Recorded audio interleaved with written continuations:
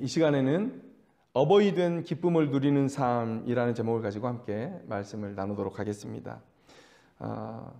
고통의 반대말, 기쁨 맞습니까? 여러분들 동의하십니까?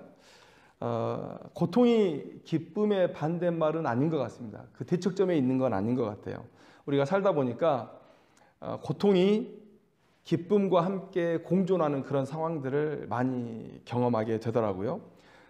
세상 사람이면 뭐 고개를 끄덕이지 않아도 되지만 신자라면 여러분 이 말에 무조건 고개를 끄덕이셔야 됩니다. 왜냐하면 성경에서도 그렇지만 우리가 하나님께서 고통 가운데서 우리를 성장시키시는 그런 모습들을 많이 보기 때문이죠.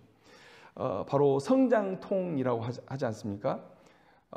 아들을 키워보니까 밤에 다리가 아프다고 얘기를 해요. 밤에 다리가 아파서 잠을 못 자요. 그래서 처음에는 이제 경험이 없으니까 깜짝 놀라서 무슨 문제가 있나. 그리고 이제 아프다고 안 할 때까지, 잠이 들 때까지 계속해서 이렇게 이제 주물러 주죠. 무릎이나 이런 장단지 쪽을 많이 주물러 줬는데, 그런데 그런 일이 있고 난 뒤에 아이가 키가 자라요. 키가 자라요. 근데 요즘에 이제 아들이 이렇게 다리 아프다는 얘기를 잘 안 합니다. 그러니까 오히려 서운해요. 얘가 키가 안 자라나? 이런 생각이 들 정도로. 예. 신앙에서도 마찬가지가 아닌가 생각을 해봅니다. 우리가 질병이 있든지 또 아니면 경제적인 문제가 있든지 혹은 자녀 문제가 있든지 어느 것 하나 작은 문제라고 얘기할 수 없는 심각한 문제들인데 이런 시간들을 우리가 겪어내면서 우리의 믿음이 자라는 것, 하나님께서 우리의 상황을 변화시키시든지 또 아니면 우리의 마음을 생각을 변화시키시든지 아니면 그 둘 모두를 변화시키시든지 어떻게든지 역사하셔서 우리의 믿음을 성장시키시는 그런 일들을 우리가 경험하게 된다는 것이죠. 그래서 성경에도 성장통이 많이 나타납니다. 그래서 고통은 기쁨, 즐거움과 대척점에 있는 그런 개념이 아니라는 것을 우리는 알 수가 있다는 것이죠. 오히려 고통을 지혜롭게 이겨내는 사람들은 오히려 그것이 보람이요 또 즐거움일 수 있다. 오히려 기대되는 일일 수 있다라는 것이죠. 여러분 오늘 자녀를 양육하는 걸 한번 얘기해 보고 싶어요. 여러분 정말 이렇게 힘든 것, 고통스러운 일들 중에 대표적인 게 아마 자녀를 양육하는 일이 아닌가 싶습니다. 육아 스트레스, 육아 우울증, 여러분 이런 말이 있을 정도로 육아는 힘이 듭니다. 자녀를 기르고 양육하는 일은 힘이 드는 일이에요. 저는 감히 이렇게 말씀드리고 싶습니다. 세상에서 가장 어려운 일이 아닌가. 내 뜻대로 되지 않는 일이잖아요. 예. 그래서 요즘 젊은 사람들에게 물어보면 결혼하지 않는 이유 중에 큰 이유들이 바로 이런 육아에 대한 어려움에 대해서 얘기를 합니다. 그런데 여러분 자녀를 낳아서 길러본 사람들이라면 아들, 딸, 지금 내가 기르고 있는 이 아이가 없는 삶을 상상할 수 있을까? 여러분 키우기는 힘들지만 그 자녀들이 우리에게 준 기쁨과 행복은 그 모든 어려움을 상쇄하고도 남음이 있죠. 아주 많은 남음이 있죠. 요즘 코로나 때문에 이렇게 집에만 있잖아요. 그런데 아이가 집안에서 뒹굴거리고 그러다가 또 공부하다가 그러다가 또 보드게임 하자고 조르고 또 저기 방에 가서 혼자 조잘조잘 그리고 노래 부르고 있고 여러분 이런 모습들을 보면 미소가 지어지고 많이 기쁩니다. 그 아이가 우리와 함께 있는 것이 또 이렇게 자라준 것이 얼마나 기쁘고 또 그 시간 동안 함께 쌓아두었던 그런 추억들이 얼마나 소중한 것인지 우리가 알게 된다는 것이죠. 자녀를 기르는 일은 고통이지만 그러나 그 모든 고통을 상쇄할 만한 그런 기쁨이 있다. 여러분 그런데 오늘 함께 나누고자 하는 말씀은 하나님께서는 우리에게 사명을 주셨는데 이렇게 육적인 자녀를 낳아 기르는 것에 더해서 우리가 영적인 자녀를 낳아 기르는 사명을 우리에게 주셨다는 것을 우리가 기억해야 된다는 거예요. 우리가 너무 육적인 내 자식에게만 집중하다 보니까 그렇게 영안이 어두워지다 보니까 하나님께서 우리에게 주시는 이 영적 자녀를 낳아서 기르고 사람 구실할 때까지 책임져주는 이 하나님의 놀라운 사명을 우리가 잊고 산다는 것이죠. 여러분 영적인 자녀를 낳아 기른다. 이게 무슨 말일까요? 사도 바울의 삶과 기록을 살펴보면 알 수 있습니다. 고린도전서 4장 15절 말씀에 이런 말씀이 있어요.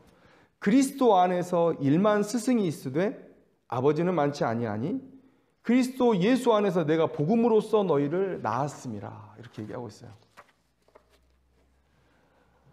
성경은 복음을 듣지 않고 그래서 믿지 않고 그래서 죽을 수밖에 없는 자들이 복음을 듣고 영원한 새 생명을 얻는 일을 거듭난 것이라고 얘기를 해요. 거듭났다. 새 생명을 얻었다. 여러분, 바울은 이 새 생명을 잊게 하는 행위를 바로 낳았다고 표현하는 거예요. 낳았다. 그리고 그 낳은 자는 새 생명을 얻은 자의 아버지, 어머니, 부모가 된다라고 지금 말하고 있는 겁니다. 여러분, 그리고 그 영적인 부모는 우리가 육적인 자식을 길러서 사람구실할 때까지 키우는 것처럼 그 영적 자녀가 사람구실을 할 수 있을 때까지 책임을 져야 된다라고 말씀하고 있어요. 여러분, 천륜이 무엇입니까? 천륜. 부모와 자식 간에 하늘에서 정해 주신 인연이라고 정의를 하더라고요. 우리는 이 육적 천륜을 넘어서서 영적 천륜의 관계들을 맺어가야 되는 사람들이에요. 부모와 자식 간에 하나님께서 정해주신 인연, 이 인연들을 맺어가고 또 그들을 낳고 사랑구실할 때까지 책임져주는 일들을 우리가 해야 되는 것이죠. 여러분, 물론 우리는 모두 하나님의 자녀입니다. 그런데 우리가 육적인 아버지를 아버지라고 부르는 것처럼 이 세상에 살면서 나에게 믿음을 심어주고 영적인 새 생명을 얻게 한 내 영적 아버지를 아버지라고 부르는 것 또한 이 사도 바울의 입장에서 보면 가능하다는 얘기예요. 성경적으로 보면 가능하다는 얘기예요. 그래서 바울은 이런 관점에서 자신을 데살로니가 성도들의 아버지다. 또 자기가 복음을 심고 그렇게 키웠던 자들의 아버지다라고 얘기하고 있는 것이죠. 바울이 하나님께서 우리의 아바 아버지 되심을 몰라서 이런 말을 하는 게 아닙니다. 바울이 누군가를 소유하고자 자신의 권위를 내세우고자 이 아버지라는 단어를 사용하고 있는 게 아닙니다. 바울이 이 단어를 사용하는 이유는 오직 자신의 권리를 내려놓을 목적으로 사용하는 거예요. 오직 의무만, 내가 너의 아버지 됨에 대한 의무만을 내가 짊어지겠다라는 각오로 지금 이 말을 하는 거예요. 여러분, 정상적인 부모라면 어느 부모가 자식을 이용해서 사리사욕을 채우고 어느 부모가 자식을 밟고 올라가서 더 높은 자리에 자신이 있게 하겠어요. 바울이 이렇게 말하는 이유는 바로 이거죠.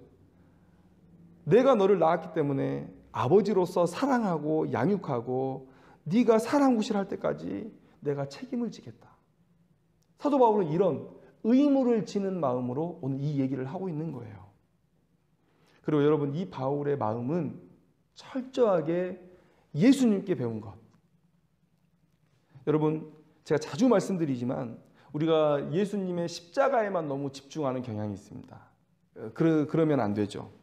예수님의 이 땅에서의 삶은 하나님께서 바라시는 삶의 모습이 어떠한지를 우리에게 직접 보여주시는 거예요. 직접 보여주시는 거. 우리가 항상 하나님의 뜻대로 거룩하게 사는 일에 실패하잖아요. 하나님께 기쁨이 되는 일을 자주자주 실패하잖아요. 그러니까 모델이 와서 이렇게 살아라라고 보여주시는 것은요, 하나님의 뜻을 쫓아 살아가려고 하는, 그렇게 다짐하는 우리들에게 큰 선물이 아닐 수 없습니다. 그러면 예수님의 삶을 한번 보자고요. 예수님께서 어떻게 영적인 자녀를 낳고 기르시고 책임지시고 살게 하셨는지, 그것을 보면 사도 바울이 왜 이렇게 살아가고 있는지를 우리가 더 쉽게 이해할 수 있을 것입니다. 예수님은 첫째로 많은 사람들을 복음으로 새 생명 가운데로 인도하셨어요. 복음으로. 그래서 여러분, 우리 요한복음 가장 마지막 절을 보면 이렇게 기록하고 있어요. 예수께서 행하신 일이 이 외에도 많으니 만일 낱낱이 기록된다면 이 세상이라도 이 기록된 책을 두기에 부족할 줄 아노라. 예수께서 행하신 일이 어마어마하게 많았다는 거예요. 이 복음서에 기록된 것은 아주 작은 부분이라는 거예요. 그럼 예수님이 행하신 일이 뭔데요? 바로 복음 전하신 일이에요. 복음 전하신 일, 자신을 증거하신 일이에요. 그렇게 열심히 쉬지 않고 자기의 주어진 삶의 모든 시간을 들여서 이 땅에 잃어버린 백성들을 향해서 복음을 전했다. 자신이 그리스도이시고 메시아이심을 증거하셨다라는 거예요. 그런데 여러분, 이렇게 해서 씨를 뿌리는 것으로 예수님의 사역이 끝이 났냐? 그게 아니잖아요. 예수님은 그들이 사람 구실할 때까지 책임지셨어요. 여러분, 사람 구실한다는 게 뭘까요? 사람 구실한다는 것. 세상 사람들은 물론 다르게 정의할 겁니다. 한 사람의 경제 주체가 되어서 자신과 자신의 가족들을 건사할 수 있는 것, 이것이 사람 구실이라고 말할 수 있겠어요? 그런데 우리 신자들은 어떻게 이 사람 구실을 정의합니까? 제자가 되는 것, 그리고 제자를 삼는 것. 이게 사람 구실하고 사는 거예요. 다시 한번 말씀드립니다. 제자가 되는 것, 그리고 제자를 삼는 것. 이게 사람 구실하고 사는 거예요. 그래서 예수님께서 마태복음 28장 18절 20절에서 뭐라고 얘기하십니까?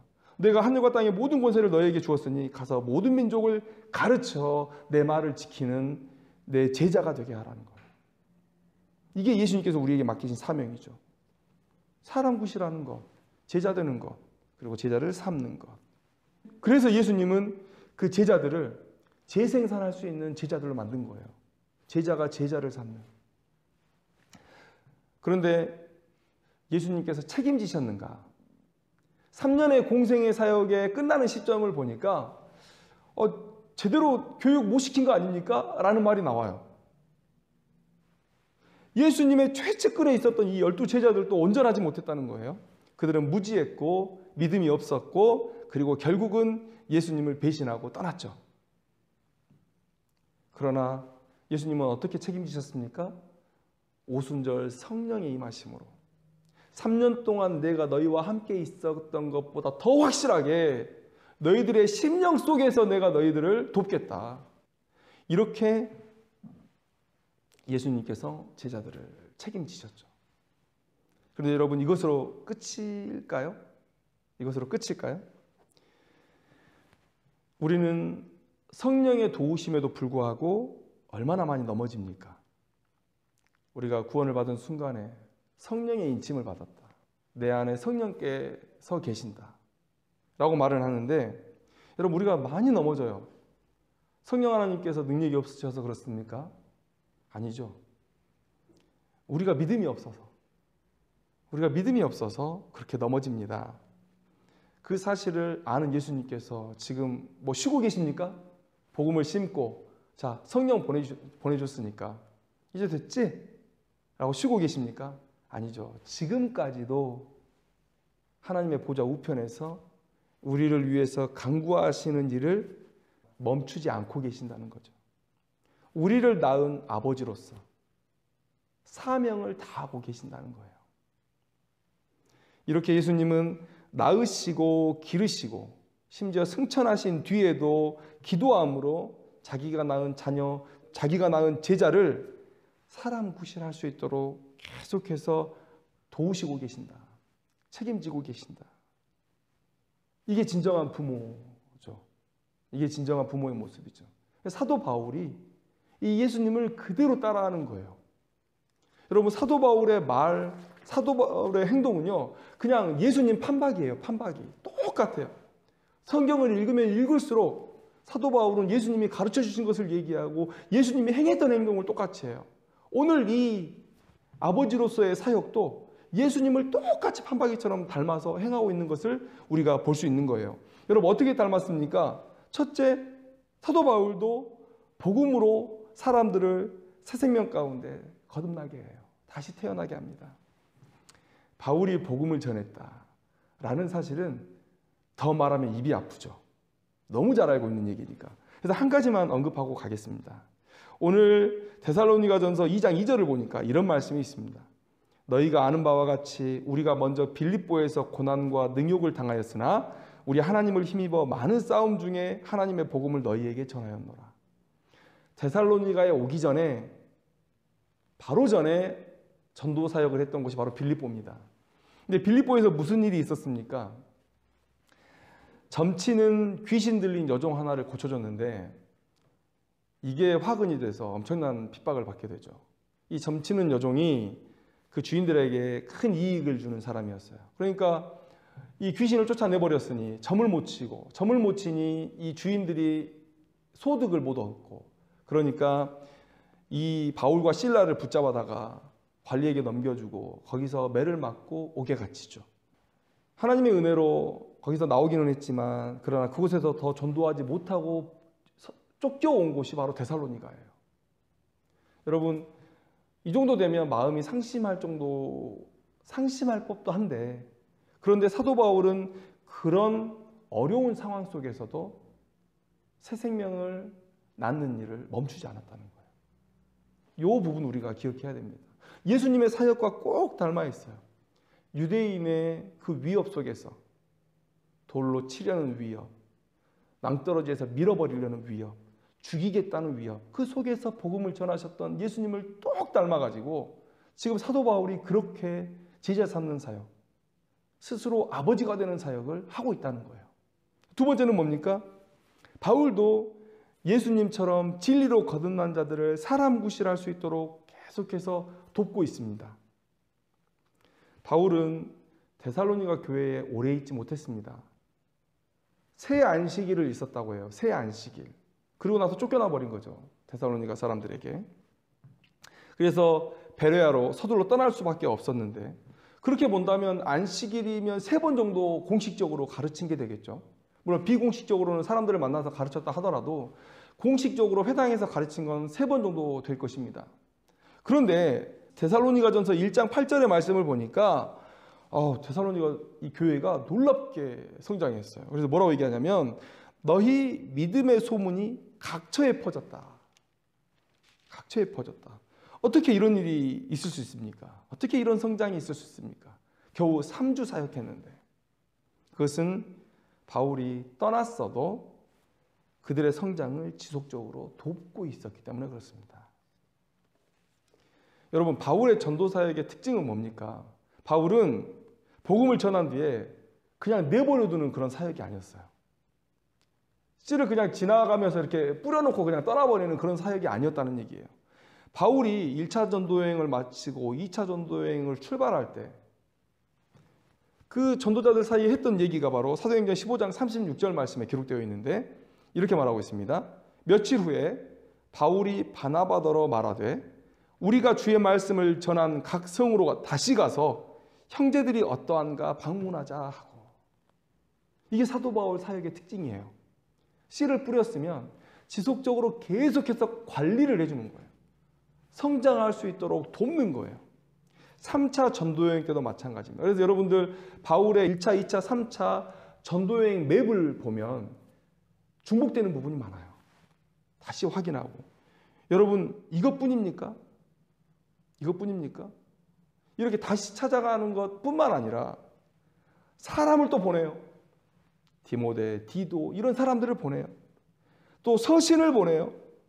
자신이 못 가면 불러서라도 가르쳐서 끝까지 책임져주는 그런 사역.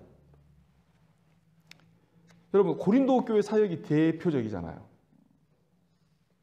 서신을 4번이나 보내고 사람이 오가고 그리고 안 되니까 자신이 직접 찾아가고. 그래서 우리가 고린도 후서를 보면 결국은 그 교회가 다시금 바로 서는 그런 역사가 일어나잖아요. 이렇게 책임지는 사역, 여러분 데살로니가 교회도 예외가 아니죠. 오늘 우리가 읽고 있는 2편의 서신이 바로 그 증거가 되겠고요. 데살로니가전서 2장 11절을 보니까 이 말대로 바울은 마치 자기 자녀에게 하듯이 데살로니가 교회를 권면하고 위로하고 경계하는 사역을 계속했다. 바울은 참 바쁜 사람이었어요. 왜냐하면 진짜 땅끝까지 복음을 전할 사명을 붙들었거든요. 그게 자신의 비전이었거든요. 그런 사람이라면 매우 촉박한 시간들이었을 텐데, 그러면 땅 따먹기식으로 깃발 꽂기식으로 막 가서 나 여기 복음 전했어, 나 여기 복음 전했어 하고 지나가면 그만인데 그렇게 하지 않았다는 거예요. 그 바쁜 시간에도 한 교회, 한 성도가 제대로 설 때까지 책임지고 양육을 했다. 예수님의 모습과 그대로 닮아 있는 거예요. 여러분, 세 번째, 사도 바울의 아버지 되는 사역이 어떻게 예수님을 닮았습니까? 바울도 예수님처럼 기도로 제자들이 능력 가운데 거할 수 있도록 도왔다라는 거예요. 바울은 한 전도지에 오래 머물지 못했습니다.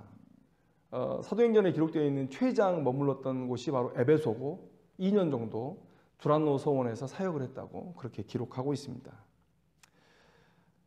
특별히 이 데살로니가 교회는 과격한 사람들 때문에 여러분 오래 있지 못했죠. 아까도 말씀드린 대로 새 안식일을 있었을 뿐입니다.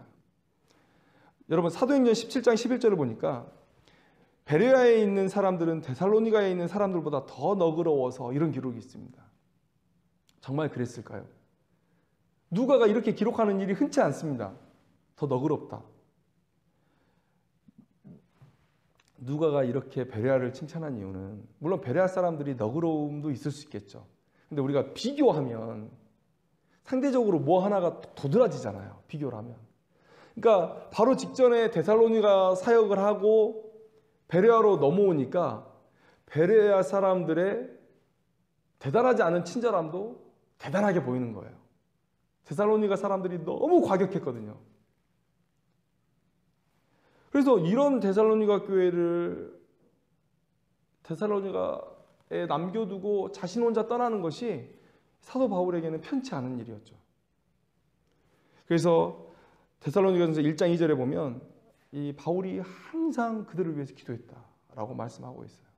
그리고 여러분, 데살로니가전서 3장 11절에서 13절에 이 바울이 자신의 기도를 그대로 실어놨어요. 제가 한번 읽어드리려고 합니다.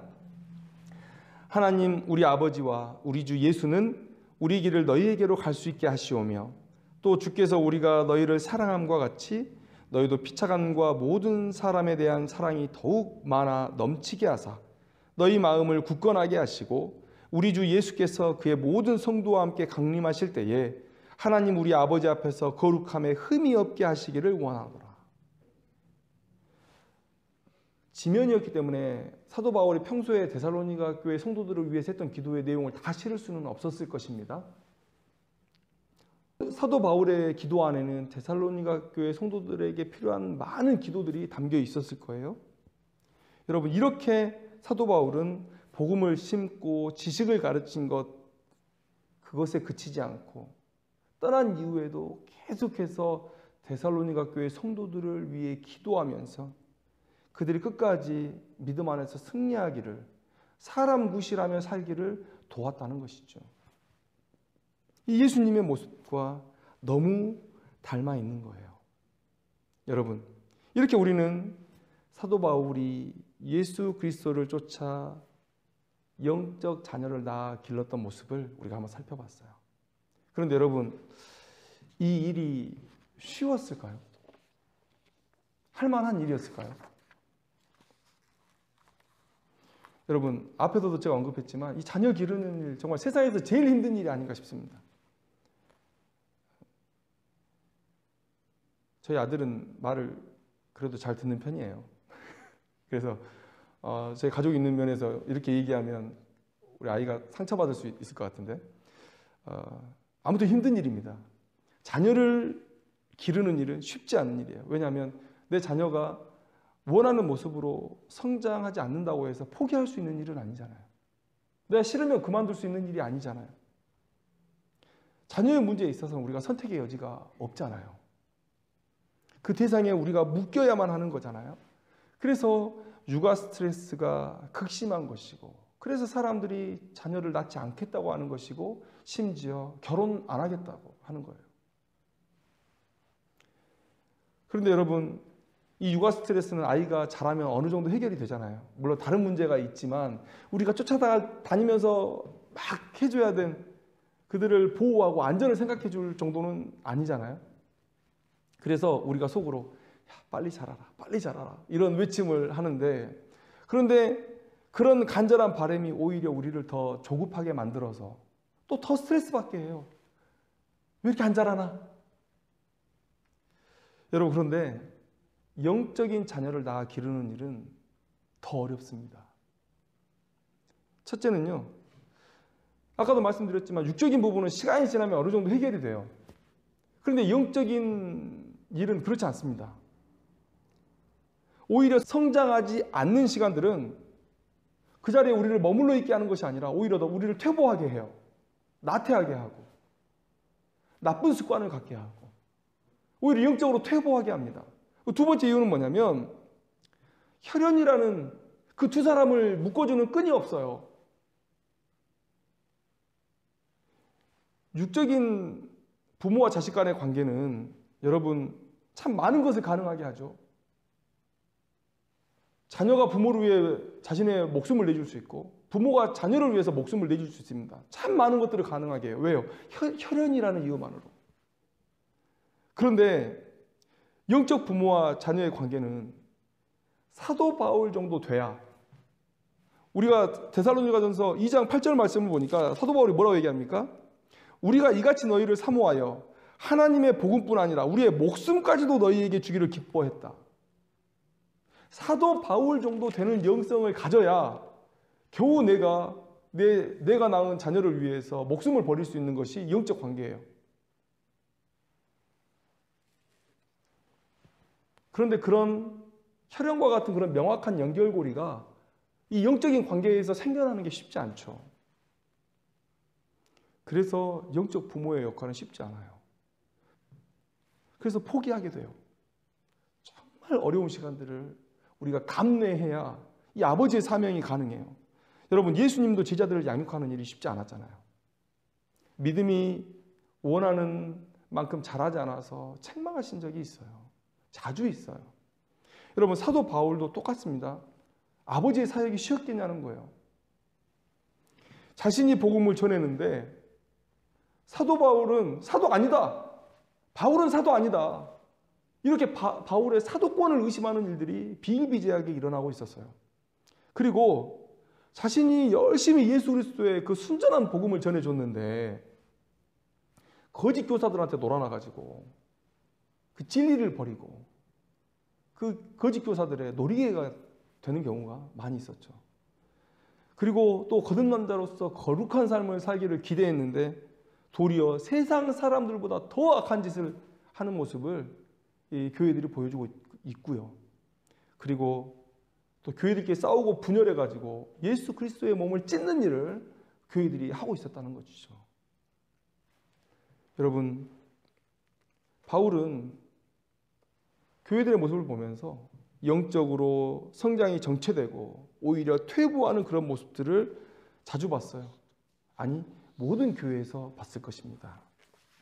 이 얼마나 큰 고통일까요? 그래서 이쯤에서 많은 사람들은 포기할 거예요. 포기할 거예요. 포기한들 누가 욕하겠어요? 이렇게 사랑을 부었는데도 제대로 반응하지 않는 사람들이라면 포기해도 괜찮다, 이해할게, 이렇게 얘기하겠죠.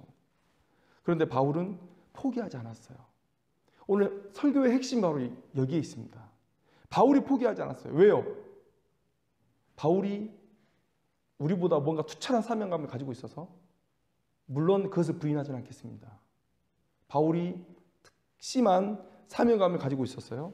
그런데 저는 더 집중하고 싶은 부분이 뭐냐면 바울은 세상 사람들이 알지 못하는 기쁨을 누리고 있었기 때문에 그런 삶이 가능했다고 말씀드리고 싶어요. 세상 사람들이 알지 못하는 기쁨, 그게 뭡니까? 데살로니가전서 오늘 우리가 읽었던 본문 2장 19절에서 20절 말씀을 한번 보세요.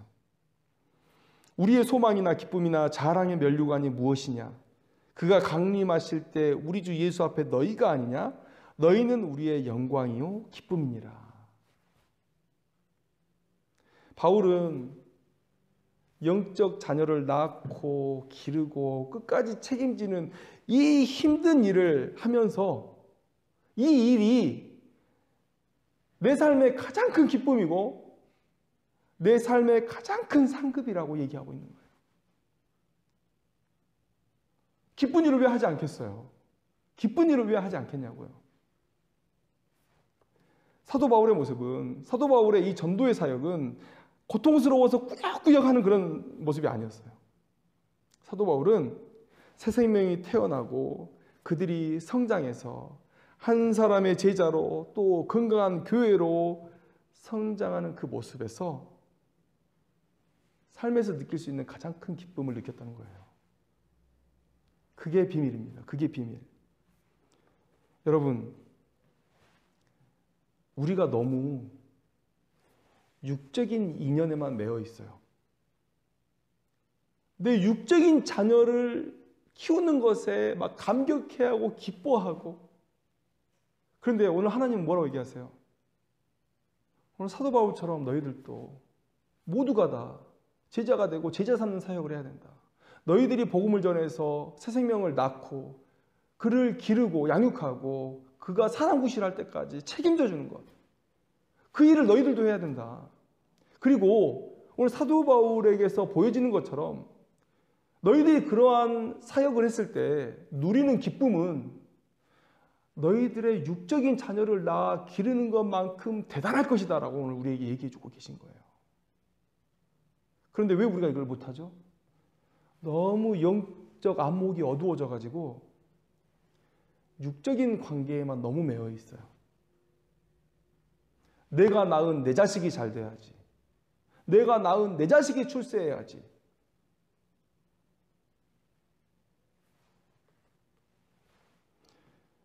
여러분, 예수님의 명령을 왜 지상명령이라고 할까요? The Great Commandment. 우리 삶의 가장 중요한 명령이니까. 이거 하라고 우리를 부르셨으니까. 제가 육적인 자녀 낳고 기르는 일을 폄훼하려고 하는 게 아니에요. 너무 중요한 일이죠. 그런데 여러분, 육적인 자녀를 낳아 기르는 것도 큰 의미에서 보면 영적 자녀를 낳아 기르는 거예요. 내 소유로 키우는 것이 아니라 한 사람의 예수의 제자로서 키워내는 게 우리에게 맡겨진 하나님의 사명이거든요. 우리가 자녀를 그렇게 기를 수 있다면 그 기쁨이 확장되어서 우리 옆에 있는 지체들에게, 복음을 듣지 못하는 지체들에게 나아가서 복음을 전하고 그들을 내 자녀로 삼고 영적인 자녀로 삼고 그들을 기르고 그들을 책임져 주는 것.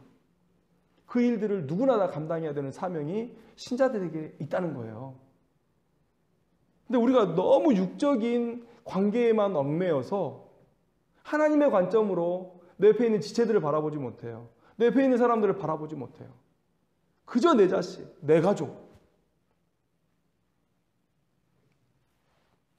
바울은 자녀가 없었지만 자녀를 기르는 기쁨을 자녀를 낳아본 우리보다도 더 잘 알고 있는 사람이에요. 그들을 낳는 기쁨, 기르는 기쁨, 그들이 세상 속에 나가서 다른 제자를 삼으면서 사랑굿이라는 것을 보면서 느끼는 그런 보람, 이런 것들을 통해서 더 온전한 부모로서의 그런 기쁨과 감격을 누렸던 사람이라는 것이죠.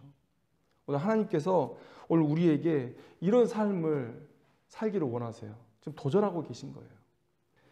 오늘 우리도 예수님처럼 사도들처럼 복음으로 새 생명을 잉태시키겠다.